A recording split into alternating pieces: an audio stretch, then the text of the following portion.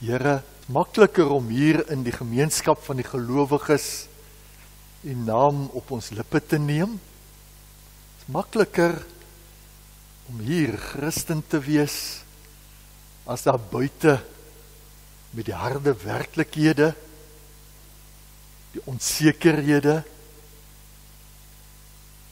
die wetenskap, maar ons het gekom. En ons is hier saam om U woord. Dankie Here, dat U ons elke oggend uitnooi, elke aand uitnooi. Ja, dat U bly nooi, ook nie net op 'n Sondag nie, met oop arms vir ons wag. Hemelse Here, dankie dat ons U ook 'n Vader mag noem, een wat regtig ons wil insluit binne die arms van sy liefde. Here, U is 'n baie beter Vader as wat ons as aardse vaders ooit kan wees. Here, U het nie tekortkominge soos ons as aardse vaders nie. U maak nie foute nie. Ja, so sê ons, en dan wonder ons ook, is God 'n God wat nie foute maak nie? Here, dit kom baie keer, bring ons baie keer in 'n diep krisis van hierdie lewenskrisisse wat ons beleef. En laat ons vra en wonder. Maar Here, ons kom na U en bid dat U vir ons deur hierdie woord vanoggend weer opnuut perspektief sal gee, leiding sal gee, die vir ons opnuut U self sal kom gee. Here, hoor ons wanneer ons kom intree vir ons land, wanneer ons kom bid vir elke mens in hierdie land, hoor ons as ons kom bid vir die wêreld, wanneer ons kom bid vir al die leiers, Here, wat moet leiding gee, ook op baie vlakke, gee Here, dat die mens wat U geskaap het, in een blik sal opsien na U as die lewende, die almagtige, uit wie U hand alles kom en is. Seën ons in Jesus Christus se naam. Amen. Johannes 20, verse 24 tot 31. Dit was die Sondag na Jesus se opstanding, toe Jesus weer 'n tweede keer aan sy disippels verskyn het, of na die Sondag wat hy aan sy disippels verskyn het, 'n tweede keer. Thomas, wat ook Didimus genoem is, een van die 12, was 'n disipel, was nie by die disippels toe Jesus gekom het nie. Die ander disippels sê toe vir hom, ons het die Here gesien. Maar hy sê vir hulle, as ek nie die merke van die spykers in sy hande sien, my vinger in die merke van die spykers steek, en my hand in sy sy steek nie, sal ek nooit glo nie. 8 dae later was Jesus se disippels weer by mekaar, en Thomas was by hulle. Hoewel die deure gesluit was, het Jesus gekom en tussen hulle gaan staan en gesê, vrede vir julle.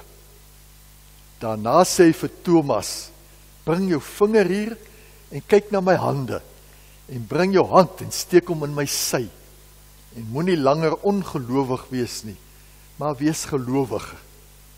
En Thomas sê vir hom, my Here en my God. Toe sê Jesus vir hom, glo jy nou omdat jy my sien? Gelukkig is die wat nie gesien het nie, en tog glo. Jesus het nog baie ander wondertekens, wat nie in die boek beskrywe is nie, vir sy disippels gedoen. Maar hierdie wondertekens is beskrywe, sodat julle kan glo, dat Jesus die Christus is, die Seun van God, en sodat julle deur te glo in sy naam die lewe kan hê. Lees hier die gedeelte saam. Voor 1994 het ons in 'n geslote samelewing geleef. Wat beteken dit? Ons was beskermd. Dinge was reguit en eenvoudig oor die algemeen. Ons het ook nie so baie vrae gehad nie. Maar 1994 se politieke oorgang het geweldige implikasies gehad, ook vir die geloofslewe. Ingrypender as wat ons besef. Ons het 'n oop samelewing geword. En wat dit beteken, is dat alle skanse nou weggeneem is. Mense sê openlik wat hulle dink, hoe hulle dinge verstaan en voel oor dinge, skryf selfs sonder om te skroom in die koerant, dat hulle nie meer glo nie. En as jy 'n koerantleser is, of die sosiale media volg, dan kan dit vir die gewone gelowige soos 'n bombardement van onsekerhede en nuwe sieninge wees, wat op jou afkom en jou totaal verwar. Ons lewe in 'n nuwe werklikheid, en dit gaan nie verander nie. Dit gaan nie verander nie. Dit is 'n gegewenheid. En ek en jy moet tussen al hierdie stemme en verwarrende idees ons wegvind. Ek wil graag vanoggend by jou kom sit en met jou so 'n bietjie gesels oor geloofstwyfel. Geloofstwyfel. Ek wonder daarom waarom Thomas nie by was, by die ander disippels, toe die Here daar die eerste Sondag aan hulle verskyn het nie. Sou hy byvoorbeeld al besluit het, alles is verby, want Jesus is mos nou dood. Dat dit wat hy saam met Jesus beleef het, wel, dit was nou wonderlik, maar die lewe gaan aan, en hy moet nou ophou met hierdie bendespeletjie ding. Ons sal nooit weet nie. Al wat ons weet is dat hy nie by was toe Jesus sy disippels kom opsoek het nie. En hy glo ook nie sy medegelowiges, sy mededisippels, toe hulle hom sê dat hulle die Here gesien het nie.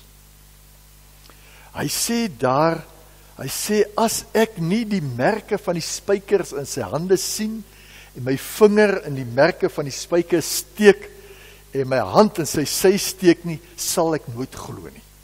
Sien is glo. Dit was Thomas se benadering tot die lewe. En so het Thomas ook die bynaam gekry van die ongelowige Thomas, want hy soek bewyse. Klink dit bekend? Ons moet eers God se werke bewys, voordat ons dit glo. Want Thomas wil niks weet van glo nie. Hy weier om te aanvaar dat iets die waarheid is, as dit nie ooreenstem met sy logiese denke nie, as hy dit nie wetenskaplik kan bewys nie. Ook ons moderne Thomasse, kan ons sê, wel baie keer moet sien en bewys hê, en dit is nie noodwendig verkeerd nie. Ek kom net nou terug daarop. Maar neem nou maar Jesus se opstanding uit die dood. Jesus se opstanding uit die dood. Mense sê dat dit die een belydenis in die Bybel is waarmee hulle eintlik groot probleme het. Want nêrens in die mediese wetenskap was daar al ooit 'n geval waar so iets gebeur het nie. 'n lijk wat weer begin lewe het nie. Dood is dood. En dit is wat Thomas ook gesê het. Jesus is dood. Hy het dit met sy eie oë gesien. Hy het gestaan en kyk toe die soldaat daar die spies in Jesus se sy steek, en daar het bloed en water uitgekom. Dis tog duidelik, Jesus is dood. Hulle het hom die Vrydag begrawe, in die graf van Josef van Arimatea. So moet jy vir my kom sê, dit is nie so nie. Ek weet wat ek weet en wat ek gesien het. As daar een ding is wat mens se geloof tot op die fundament toe toets, dan is dit twyfel. Twyfelstorms is nie 'n grap nie.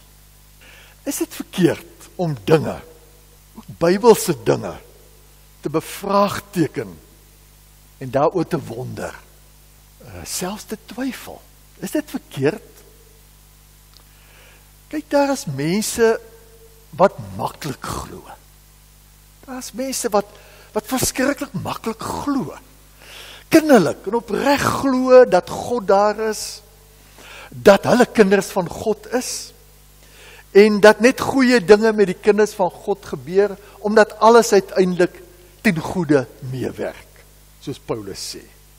Dit lyk of niks op hierdie aarde hulle geloof kan skud nie.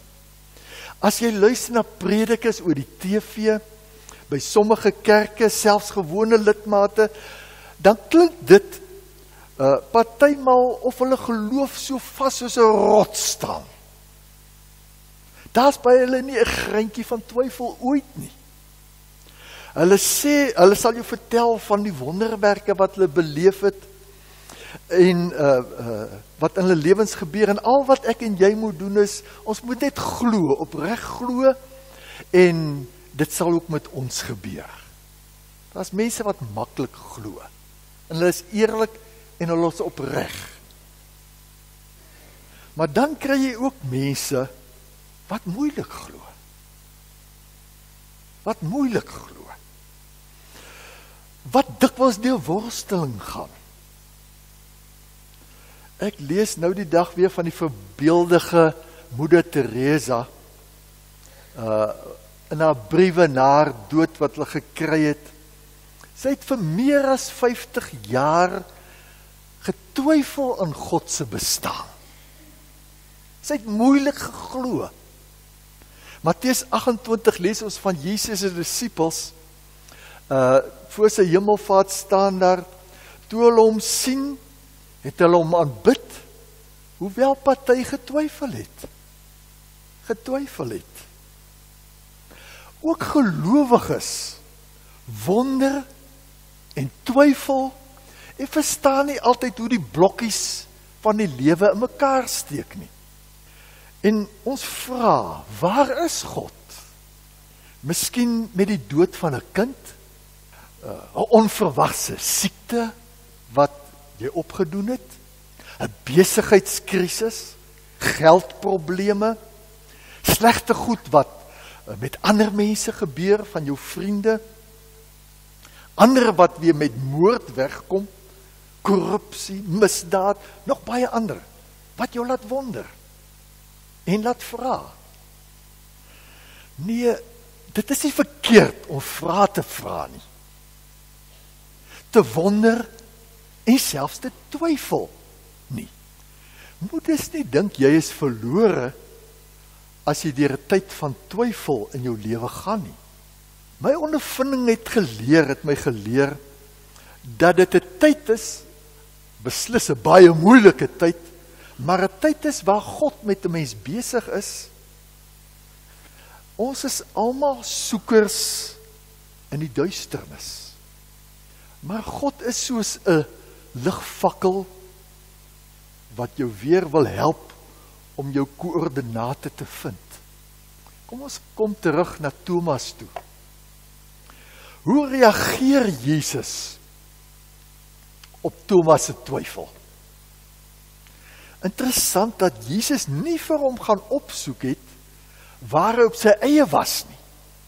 Jesus wag totdat hy weer by die ander is voordat hy met hom praat. Het laat my wonder nogal oor die mense wat sê hulle kan die Here baie beter in die natuur dien of waar ook al as hier by Jesus se disippels, waar sy disippels by mekaar is.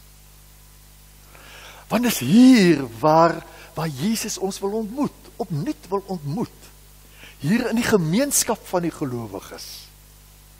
En toe Jesus weer by die disippels kom, en Thomas wat daardie keer by was, draai hy dadelik na Thomas toe, en ek vermoed, van die disippels is seker gedink, nou gaan hy dan vir hom lekker sê, hy wou mos twyfel, maar dit gebeur nie. Jy kom agter dat Jesus met 'n deernis teenoor Thomas reageer, en Thomas ook nooi, om self te kom seker maak, dat dit regtig hy is, as dit dan nou nodig is, voordat hy oortuig sal word. Die merkwaardige is, dat Thomas dit nie doen nie. Hy kon vat nie, hy kon voel nie, kon kyk nie. En Jesus se teenwoordigheid, het hy blykbaar nie meer bewyse nodig nie. Hy val net voor Jesus neer en hy prewel, my Here en my God. Thomas twyfel, totdat hy die lewende Here Jesus weer persoonlik sien, ontmoet. Voor dit gebeur het hy nie besef wat aangaan nie, maar hier is die lewende Christus, verdwyn alle twyfel uit sy hart, alle vrae en skeptisisme, klink maklik, né? Die probleem is, sien is glo. Dis nie Bybelse geloof nie. Bybelse geloof is nie sien is glo nie. Bybelse geloof, sê Jesus vir Thomas, berus juis nie op sien nie. Hy sê daar vers 29 vir hom, gelukkig is die wat nie gesien het nie, en tog glo. Ons weet mos nou wat die Hebreërs skrywer in hoofstuk 11 gesê het, hy het gesê om te glo, is om seker te wees van die dinge wat ons hoop, om oortuig te wees van die dinge wat ons nie sien nie. Bybelse geloof is nie sien, is glo nie. Bybelse geloof is nie om oortuig te wees van onomstootlike feite nie, maar om oorrompel te wees deur die persoon van Jesus Christus. Om hom te glo, hom te vertrou, omdat jy aanvaar dat hy God is, en daarom meer is as wat ons kan sien en kan bewys. Daarom druk Thomas ook nie sy vinger in Jesus se littekens nie, maar val hy aan aanbidding voor hom neer. Liewe gemeente, Christus begryp jou, en hy verstaan jou ongeloof, en jou twyfel. En hy wil ook vir jou, soos vir Thomas, vir my, wil hy help, en tot 'n nuwe geloof bring. Selfs al is dit vir ons moeilik om te glo en te aanvaar dat hy leef. Die Here betoon eindelose genade en geduld met ons. Want God betoon sy genade en sy liefde midde in die twyfelstorms van ongeloof. 'n Mens kry twee soorte twyfel. Jy kry ongeloofstwyfel, wat ver weg van God af is, en wat eintlik die teenoorgestelde van geloof is, ongeloofstwyfel. Maar dan kry jy ook geloofstwyfel. Dis iets heeltemal anders. Dit is 'n geloof wat sukkel om te glo. 'n Geloof wat in die middel van die nag is, en nie gesien kan kry wat aangaan nie, maar wonder. Dis 'n soort twyfel wat nie teenoor geloof staan nie, en wat jou nie buite die lewe met God plaas nie, maar wat deel van die geloof is. Deel van die geloofspad. Daar's 'n groot verskil tussen twyfel en ongeloof. Twyfel sê, of eintlik is dit andersom. Twyfel sê, of ongeloof sê, ek kan nie glo nie. Is nou verkeerd getik daar. Twyfel sê, ek kan nie glo nie. Ek is reg, ekskuus. Verwar myself. Twyfel sê, ek kan nie glo nie. Maar ongeloof sê, ek wil nie glo nie. Ek kan nie glo nie en ek wil nie glo nie. Of dan nou, ek wil nie glo nie. Twyfel is eerlik. Ongeloof is koppig. En ek dink ons doen aan Thomas 'n geweldige onreg aan om van hom te praat as die ongelowige Thomas. Asof hy die geloof prys gegee het. En ons doen so ook aan ons wat twyfel 'n onreg deur te dink ons is ook 'n ongelowige Thomas. Asof ons die geloof prys gegee het. Nee, Thomas se moeilikheid is ook baie keer jou en my moeilikheid. Twyfel is deel van die geloof. Deel van 'n worstelende, soekende geloof. Het jy al daardie gediggie gelees van A.G. Visser, waar hy die mense skaduwee die grondmannetjie noem. Jou skaduwee die grondmannetjie. Hy het dit eintlik bedoel, het eintlik daar oor die dood. Die dood is soos ons skaduwee, later sluk hy ons in. Jy kan nie van hom wegkom nie. Maar die grondmannetjie waarvan hy praat, hy tempteer en hy tuister jou, so ook die geloof het 'n grondmannetjie. Jy kan nie van die skadukant van die geloof wegkom nie. Twyfel is die grondmannetjie van die geloof. Maar dis nie ongeloof nie. Dis die skadukant wat jy beleef. Twyfel staan nie teenoor geloof nie, maar is die geloof se skaduwee. Wat behoort ek te doen in 'n tyd van twyfel? Kom ons probeer vir mekaar raad gee. Wel, om ons deur ons twyfel te dra, is daar die opgestane Jesus. Maar ons het ook nog mekaar. Ons het mekaar. Eers was dit 'n teleurstelling vir Thomas, was die teleurstelling net te veel. En daarom sonder hy homself eenkant af van die ander disippels. Maar op 'n verrassende manier kom Thomas agter dat sy heil by die gemeente lê, by die disippels. Sy twyfel het begin toe hom losgemaak het van die mede-disippels. En sy eie paadjie begin loop het. Hy kom weer tot geloof en sy aangrypende belydenis wanneer hy terugkeer na sy broers en sy susters. Ja, in tye van geloofskrisisse kan 'n mens jou afsonder, en ons doen dit so dikwels, en dan draai ons half weg van God. Ons glo nie meer nie, ons vermy ons broers en susters, en dit is, jy sien nie kans om kerk toe te kom nie. Nee, Thomas leer ons dat in die kring van die geloof vind jy weer die Here. Moet ook nie skaam wees om met 'n medegelowige oor jou twyfel te praat nie. Ek het een keer met my professor op Stellenbosch gesels, professor Flip Tron, en toe ons oor hierdie saak praat, toe sê hy, wie ek het al baie keer gewens, ons kan in die kerk opstaan Sondag en sê, maar kom ons bely 'n slag ons twyfel, ons ongeloof en ons geloof. Dis deel van die geloof. Dis 'n worstelende, soekende geloof. Dis 'n geloof wat vra, maar dis geloof. Vir sommige is dit maklik, vir ander moeilik. Daar in daardie laaste teks sê Johannes, skryf hy, het Jesus gesê, sê hy, hierdie wondertekens is beskrywe sodat julle kan glo.